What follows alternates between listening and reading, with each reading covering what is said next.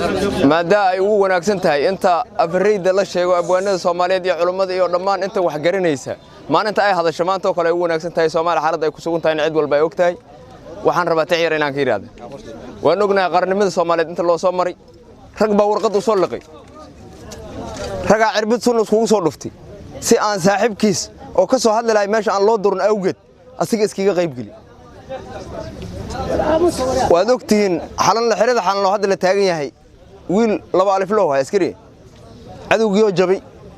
oo calanka arkiyo calanka inaan la furin oo asiga soo qaad awgeed u dhaawam xornimadii maalintaas inta loo soo maray hadda ay qawidaan leedahay 3 iyo 4 iyo 10 oo Israa'iil ay soo asaastay anagoo intaan hadda inaan difaacan wayno waa nasiib xumo sadaradeed anigoo ah askari xoog dalka Soomaaliyeed ka tirsan qayb 27aad guutada shanaad maanta waxaan rabaa dareenkayga inaan ka hadlo waana ku bilaabayaa Soomaalida saqiir iyo kabiir sabi iyo waayeel dalku ku sugan intii qaarad kala saaran Soomaalida saqiir iyo kabiir sabi iyo waayeel dalku ku sugan intii qaarad kala saaran waa idin salaama askari farax ku saaxdaan sidbursi aanu wadan heblow lacag kugu siiya anigoo si kala sokayn magaca Soomaali calankan sareyntiisa iyo sidagta maandeeq iyo guusha Soomaali baa saaka nagu filan ma difaacan karnaa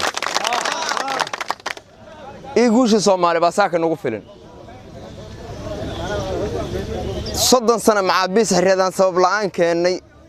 30 sano macaabiis xiriyadaan sabab la'aan keenay badda cadawga saynta u luxay waa ku sari waay waa laga saxiixo asaasami lagu yeeshtay sanadkii horena waxa la helay hawada Soomaali saasaan dawladeedaan arko saaka soo socotee Soomaalida saqiir iyo kabiir sabi iyo waayeel dalku ku sugnay intii qaarad kala saaran waa idin salaam askari farax ku saadaan anigoo si kala sokayn magaca Soomaali sidbursi aanu wadan heblow lacag kugu siiya calankan sareyntiisa iyo sidagta maandeeq iyo guusha Soomaali baa saaka nagu filan ma difaacan karnaa Soomaaliyeed